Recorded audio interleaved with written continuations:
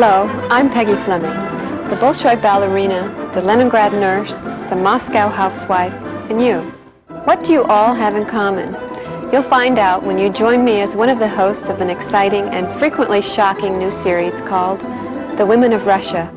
The Soviets really do it differently, or do they? Find out by watching The Women of Russia. The following program provides a revealing portrait of life in the Soviet Union. All the film left Russia in sealed cans undeveloped, and none of the film or editing has been censored.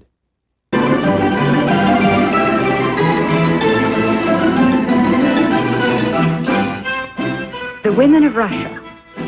They are doctors, street sweepers, judges, pilots, factory workers, conductors, scientists, and farmers, in addition to being wives and mothers. The Soviet state claims they are the most liberated women on earth. But are they? This is Moscow, the heartbeat of the Soviet Union. Tolstoy said, "Every Russian looking at Moscow feels her to be a mother." This feminine quality attributed to the city takes on new meaning when you realize that it has been rebuilt 3 times in this century on the backs of its women. In 1917, Lenin promised women jobs, the vote, divorce, and equal pay. Empty promises? Today, over 60 years later, women are members of the Supreme Soviet, but are they trusted to be as tough as men in politics? Divorce is easy, but how easy is it for the Soviet woman who's been liberated from her marriage to make it on her own? Close to 90% of Russian women hold jobs, but how many hard-working moms would rather be home with their kids? Is women's lib Russian style indeed freedom? Or is it a mandate for women to wear the yoke of drudgery, to bear the double burden of full-time employment and full-time domestic chores, to do more things than they ever wanted to do in the first place? We went to Russia to find out. Hello, I'm Catherine Crosby. You know, I consider myself a liberated woman, but after closer investigation, I find that liberation has meant different things at different times in history. To a Russian woman at the turn of the century, it meant the freedom to marry the man she loved. Prior to this, most marriages were prearranged prisons. After the revolution in 1917, liberation meant the opportunity for women to learn to read and write. As the country developed and went to war, women were needed in the workforce, so in addition to working in the fields and at home, they took on new jobs. Over the years, they took over men's jobs, more important jobs, more responsibilities. But beware of your dreams, for they may come true. Suddenly, liberation is starting to mean something entirely different to the Russian woman. She's experiencing sensory overload. She wants more time to herself and more time with her family. Liberation now means freedom from too much work. She wants 6 hours of work away from home instead of 8. Join me and our producers, Sherry Grant and Sandy Carter, as we listen to some Russian women confide their personal stories, their hopes and dreams, and their straightforward opinions.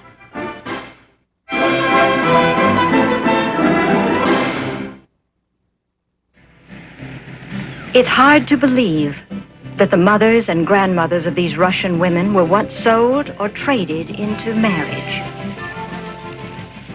While ladies of the nobility enjoyed luxurious surroundings and a life of leisure, the average woman was considered unclean and unfit for male society. Nelia Ramazanova, editor of Soviet Woman magazine, tells what's happened to the Russian woman since 1917. I think that to observe the history of Soviet women is absolutely impossible separate from the history of our country, because we made ourselves and we developed together. And everything began 61 years ago, when after the revolution, on the very first day of Soviet power, in its first legislative act, the decree on formation of workers' and peasants' government, the men and the women were made equal in their rights by law. Before the revolution, the general figure is 95% of the whole population was illiterate. Soon after the revolution, the civil war began.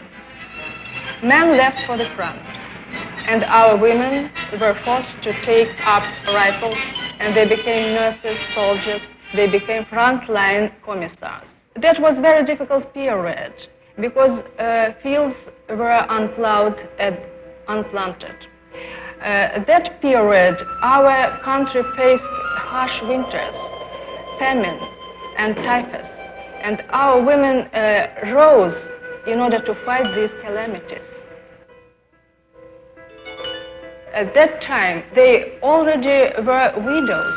They had lost their sons, they had lost their children, who were tortured to the death by the fascists.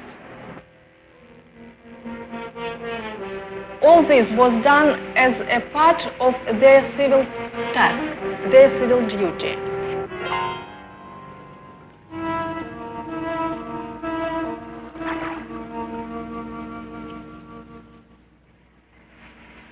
Majority of our women work now. If I am not mistaken, 93% of employable women work or study. It is the basis of her economic independence, because work stimulates her cultural growth. We are mothers, and I think that educated mothers are better equipped in order to bring up children and to educate them. Unemployment and unemployment insurance are non-existent in Russia. It is considered against the law for an able-bodied person not to work. Your husband makes approximately how much per month? Not approximately. Exactly. Exactly? You know exactly. 300, yes, exactly. Why not? 370 rubles. And how My much? husband, 180 rubles. Me, My salary at the department store is 165 rubles. As an actress, I make 50 rubles a day when I'm in a movie. I think that's high, and it's quite sufficient for me. Most of the prestigious jobs are held by men. There are no females in the 15-member Politburo, Russia's leading government body. You'll often overhear a Russian man dismissing a woman as being too emotional. Despite this attitude, women have excelled on stage, in education, on the athletic field, in competition, in science, and on the male-dominated podium of the Symphony Hall. Sherry speaks with noted psychologist Katya Shurakova about her family's achievements. My life began in a tiny village. My parents were practically illiterate. Nevertheless, I attended the university, received a doctorate in philosophy, and I am now a professor at the university. My husband is also a doctor. Natasha Bishmertnova is a prima ballerina and a busy wife. How do you manage a man, your husband, being a ballerina and also being a member of the Supreme Soviet, which is similar to the Congress in the United States? Well, it is very hard because it all demands a lot of time. I train all day long. Then I have to meet with members of the Supreme Soviet to offer advice. Do you think men help women around the house in the Soviet Union? Most chores are left for the woman. Somehow the men are able to get out of doing them. However, I do feel there is equality between men and women. I believe there is no job discrimination. Everyday life is dramatized in a Russian play which shows Daddy coming home from work and reading the paper. Mom comes home from work, goes shopping, cooks, does the laundry by hand, irons, and helps the children with their homework. But some Russian women are lucky. Does your husband like you to go out and buy lots of new clothes? And does he help you at all around the house? it's not. Now, yeah. Since when? 2 months, maybe. Hope, a recently married Soviet war hero, tells about her life. And I'm wondering, in your household, who helps around the house? Does he help with the dishes, etc.? То моють посуду. In our family, we both do the dishes. We clean together and we work together. And who handles the money? I handle the money. In terms of the big decisions in your household, who makes them? The big decisions. At home, I'm the boss. United in careers and now united in parenthood, here are Irina Ronina and Alexander Zaitsev, Olympic gold medal winning pairs skaters. We wondered how helpful he is around the house. We both must spend a lot of time training, so my mother is the person who really helps around the house. You're a single mother. You're divorced. Are you lonely? Yes. How old were you when you were divorced? My little boy was about a year old. Has it been hard for you to raise him by yourself? Yes, but I have wonderful parents and a grandmother who is of great help to me. Does your husband still see your child? Does he help at all? No, not at all. Tanya is an outspoken Moscow artist. Her granny's old-fashioned. Do you resent having to babysit or take care of your grandson, or do you love it? I love it. I love my grandson. Grandmothers in Russia are called babushkas, and they are a dependable mainstay in the Soviet family, babysitting, cooking, cleaning, and overall caring for the children. But things are changing, and today there's a babushka revolution. I know you have a granddaughter. Are you a good babushka? Yes. No, not at all. I wish I were a very good babushka. But I have been working most of my life, and I simply didn't have enough time to pay attention to my duties as a babushka. Women with complaints can turn to the Women's Committee, a highly influential group which advises the government on new laws that protect the welfare of the Russian woman. In 1978, we rewrote the law and indicated 460 jobs which women cannot work in. These jobs include working with steel, mining, and working with chemicals which could be harmful. Is this an abridgment of their personal freedom? Article 35 of the United States Constitution considers it an infringement. But we in the Soviet Union consider these laws a protection of women's rights. In early Soviet courts, as now, there are no juries. Decisions are made by one judge and two public assessors who are elected by the people. In the 1930s, a factory worker or even a general who criticized a superior could be convicted of a crime against the state. Courtrooms look the same today, but the judges are looking a lot better. According to criminal law, we have a very serious punishment for rape, up to death by firing squad. What about prostitution?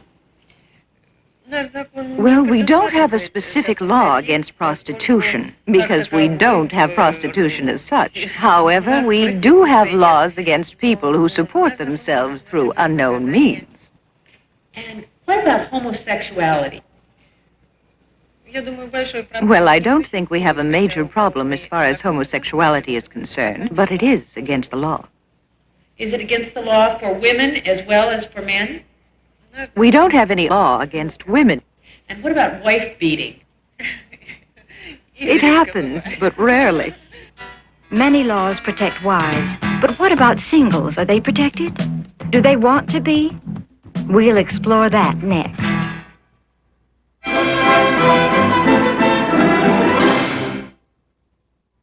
It's been said that in the Soviet Union, sex is a matter for private celebration and not public conversation. But we asked a few questions and got a few answers.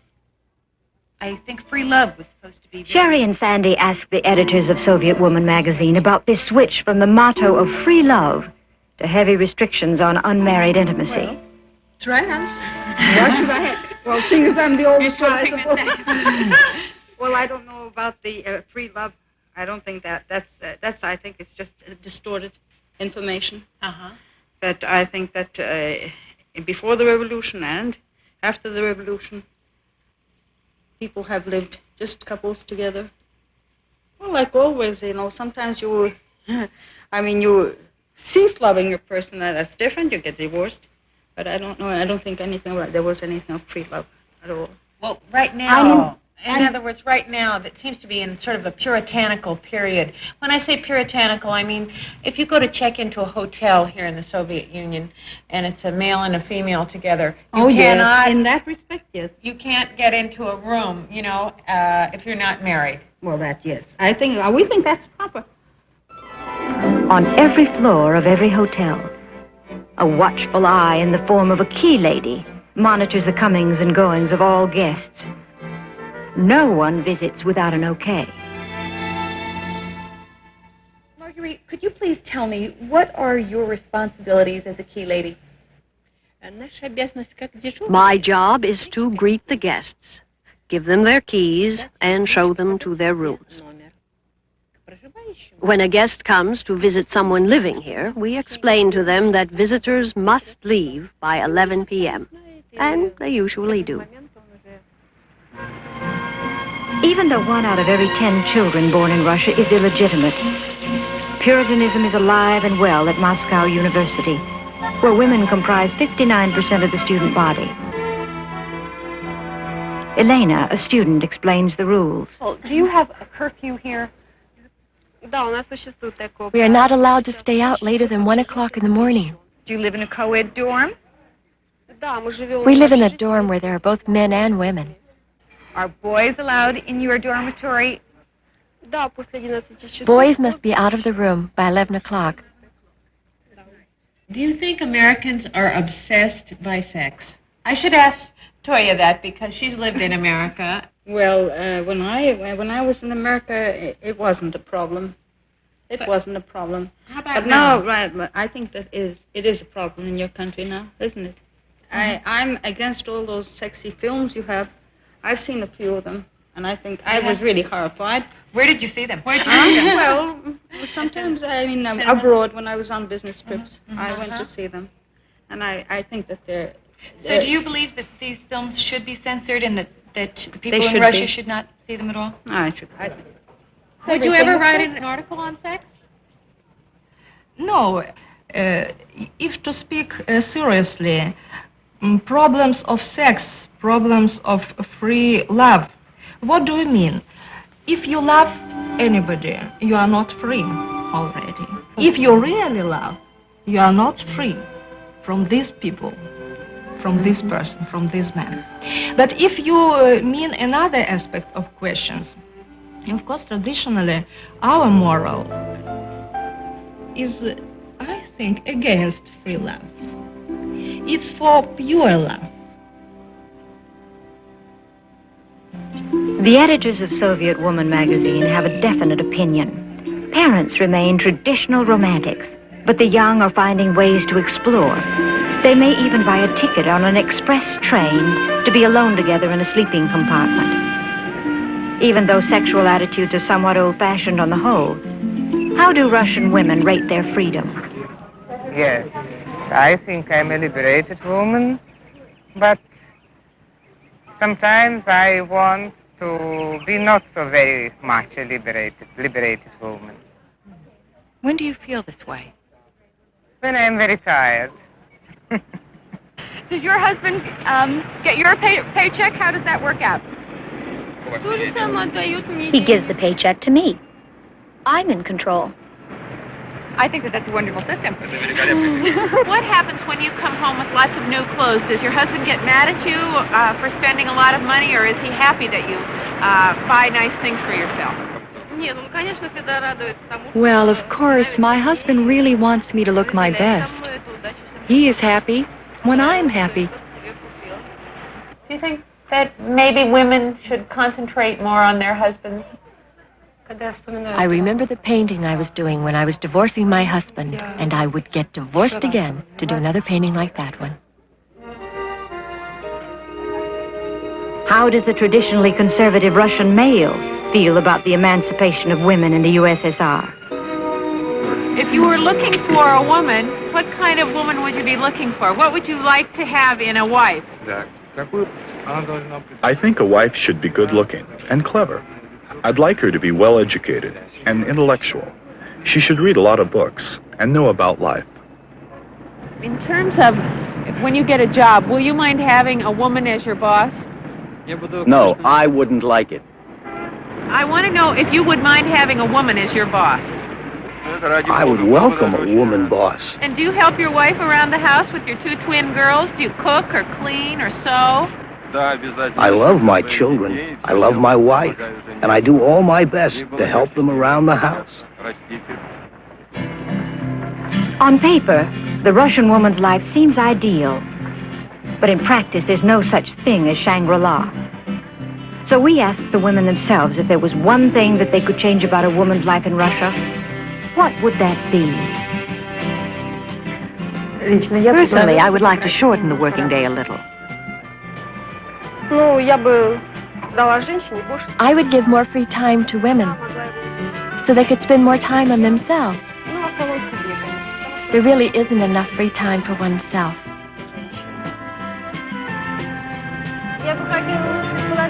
I would like to see a better life, not only for Soviet women, but all women, in the sense that men would help their wives more at home.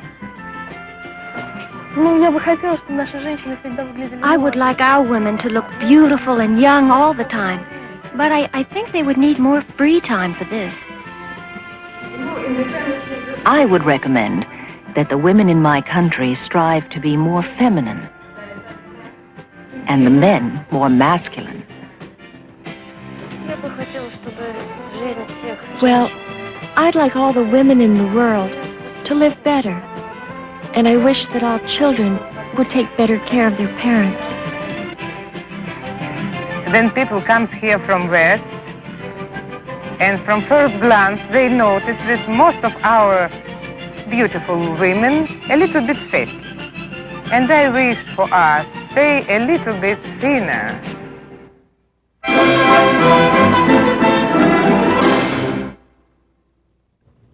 You know, I understand the problem of wearing many hats. I'm a registered nurse, a teacher, an actress, a mother of three. I did a lot of jobs, and how did I do them? Well, being said, badly. But I've been lucky enough to have all the modern conveniences and a lot of help. In addition to their regular jobs, Russian women cook, shop, launder, sew, clean, and care for the kids some 30 hours a week. That's about 30 more than their husbands. As a matter of fact, a Russian joke tells of the little boy, the son of a cosmonaut, who asked his mother, "Where's Daddy?" His mother answered, "Oh, he's up in space, but he'll be back in 3 hours. I'm going to the market, and I'll be back in 6. I'm Catherine Crosby.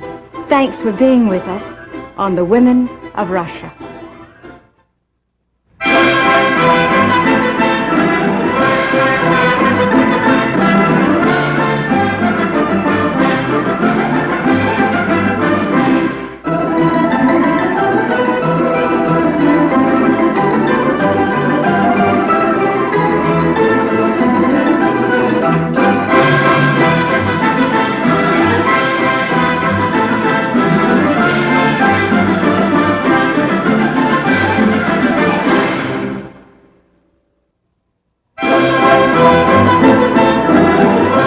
Hello, I'm Peggy Fleming, the Bolshoi ballerina, the Leningrad nurse, the Moscow housewife, and you.